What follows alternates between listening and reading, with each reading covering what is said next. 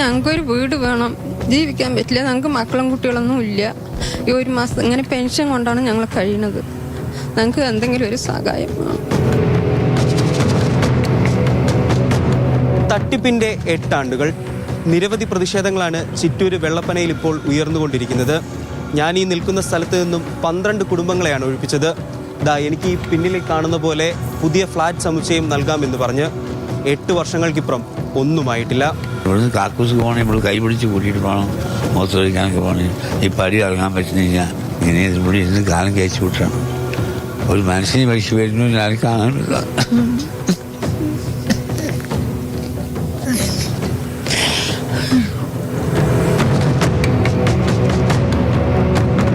ബാത്റൂമില്ല, കറണ്ടില്ല, ഒന്നുമില്ല. ഒക്കെ അങ്ങോട്ട് കാട്ടിലേക്ക് അങ്ങോട്ടേക്കൊക്കെ തന്നെ ഒക്കെ പോകണം. അവർ ഫ്ലാറ്റ് വരുന്നോ അപ്പോൾ ഒന്ന് ഇറങ്ങി തന്നെ 1 വർഷത്തിൻ്റെ ഉള്ളിൽ ശരിയാക്കി തരാം. അങ്ങനെ 12 കുടുംബം അങ്ങനെ ഇറങ്ങിയത്.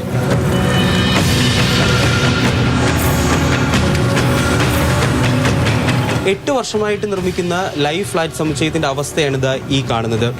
കട്ടിയില്ലാത്ത ഷീറ്റുകൾ കൊണ്ടിട്ടാണ് ഇതിൻ്റെ ഭിത്തിക്കെട്ടുകളൊക്കെ തന്നെ ചെയ്തിരിക്കുന്നത്. അതേപോലെ ഈ സാൻഡ്വിച്ച് ഷീറ്റുകൾ ഉണ്ടാക്കുന്നത് പോലെ 2 ഷീറ്റ് അടിച്ച് അതിൻ്റെ ഉള്ളിൽ ഇതേപോലത്തെ ഫോം നിറച്ചിരിക്കുകയാണ്. ഇതിനൊക്കെ എന്ത് സുരക്ഷാ മാനദണ്ഡങ്ങളുടെ അടിസ്ഥാനത്തിലാണ് ഈ നിർമ്മാണം എന്നുള്ളത് ഒരു ചോദ്യമാണ്.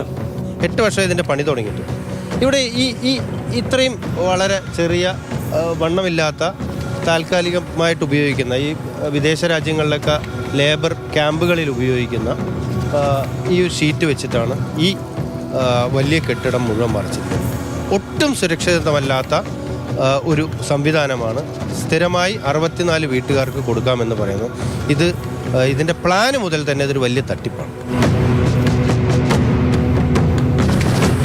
ഇവിടെ താമസിച്ച വീടുണ്ടായിരുന്ന ആളുകളെ ആ വീട് പൊളിച്ച് അവരിപ്പോൾ ഒരു സ്വകാര്യ വ്യക്തിയുടെ ഔദാര്യത്തിൽ അവരുടെ സ്ഥലത്ത് ഒരു ഷീറ്റ് ഇറക്കി ഒരു ചെറിയ ഷെഡിൽ ജോലിക്ക് പോകാൻ കഴിയാതെ മാനസിക വളർച്ചയില്ലാത്ത ഭിന്നശേഷിക്കാരിയായ മകളെയും വെച്ചുകൊണ്ട് ഈ പരിസരത്തെ ആളുകളുടെ സഹായത്തിൽ ജീവിക്കുന്ന ആളുകളാണ്.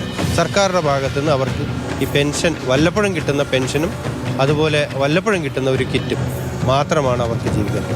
2017 നവംബർ 1 കൈമാറുമെന്ന് പറഞ്ഞ ഫ്ലാറ്റ് സമുച്ചയത്തിൻ്റെ അവസ്ഥയാണ് നിങ്ങളിപ്പോൾ കണ്ടത്. 2025 നവംബർ 1 കഴിഞ്ഞിട്ടും ഇനി എന്ന് ഈ ഭവനങ്ങൾ കൈമാറാൻ സാധിക്കുമെന്നുള്ളത് ആർക്കും അറിയില്ല. മൽഘോഷിനോടൊപ്പം നിതിൻ തോമസ്, മാതൃഭൂമി ന്യൂസ്, പാലക്കാട്.